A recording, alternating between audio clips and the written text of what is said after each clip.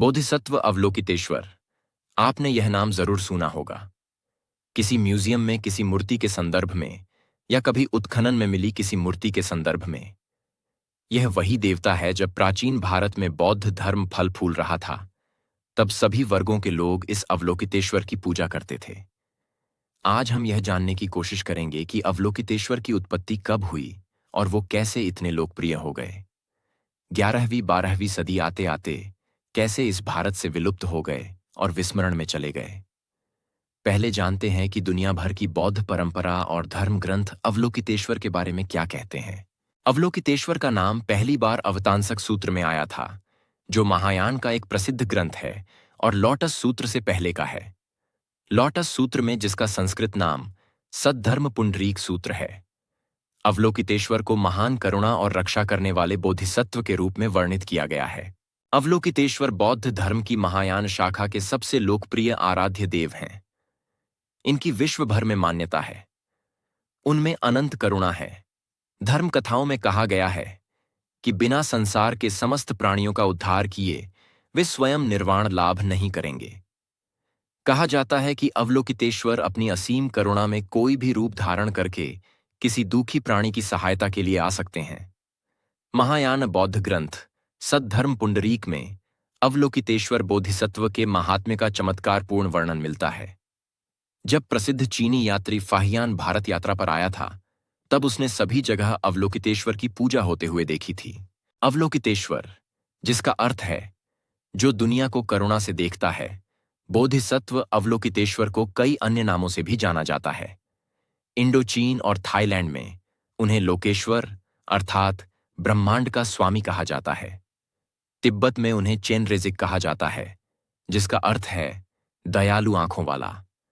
Korea में ग्वान एउम, Vietnam में Kuan M, चीन में अवलोकितेश्वर की पूजा देवी गुआनयिन के रूप में की जाती है, जो स्त्री रूप में दर्शाया है। जापान में कन्नन या कंजियन कहा जाता है और दुनिया भर में कई प्रसिद्ध मंदिरों में उनकी मूर्तियां स्थापित हैं। अवलोकितेश्वर स्वयंभू शाश्वत बुद्ध अमिताभ के अवतार हैं, जिनकी आकृति शिरोवस्त्र पहने दिखाई जाती है और जिन्होंने ऐतिहासिक गौतम बुद्ध के प्रस्थान और भावी बुद्ध मैत्रेय के प्रकट होने के मध्यकाल में विश्व का कल्याण किया था। अवलोकितेश्वर नौका दुर्घटना, अग्नि, हत्यारों, डकैतों और वन्य जीवों से रक्षा करते हैं। उत्तरी भारत में अवलोकितेश्वर को सर्वोच्च सम्मान 3वीं से 7वीं शताब्दी के बीच में मिला। चीन में उनकी पूजा 1ली शताब्दी ईस्वी में शुरू हुई और 6वीं शताब्दी तक यह सभी बौद्ध मंदिरों में प्रतिष्ठापित हो गए। चीन में सुंग वंश साम्राज्य में 12वीं शताब्दी से पहले बोधिसत्व को केवल पुरुष रूप में दिखाया गया। बाद में उनकी आकृतियां दोनों लिंगों में बनी। इस परिवर्तन की एक विवेचना यह भी है कि बोधिसत्व न तो पुरुष हैं और न ही नारी। वह तो लैंगिक भेद से परे हैं और सांसारिक मंडल में उनमें अन्य सभी प्रकार का दोहरापन है। अवलोकितेश्वर के विभिन्न रूप हैं। एक मुखी द्विबाहु अवलोकितेश्वर, यह सबसे सामान्य रूप है, जिसमें वे करुणा की मुद्रा में दिखाए जाते हैं।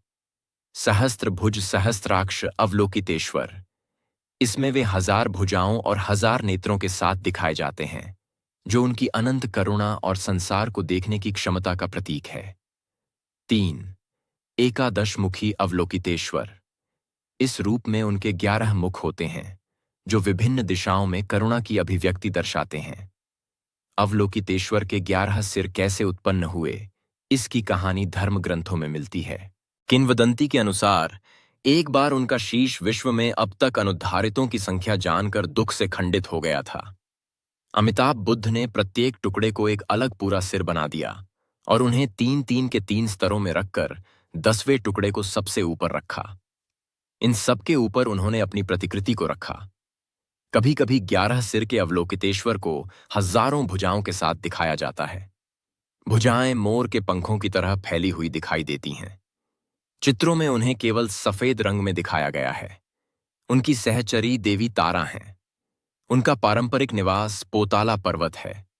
जब चीनी भिक्षु फाहियान ने 4वीं शताब्दी आसपास भारत में मथुरा की यात्रा की, तो उन्होंने भिक्षुओं द्वारा अवलोकितेश्वर को प्रसाद चढ़ाने के बारे में लिखा।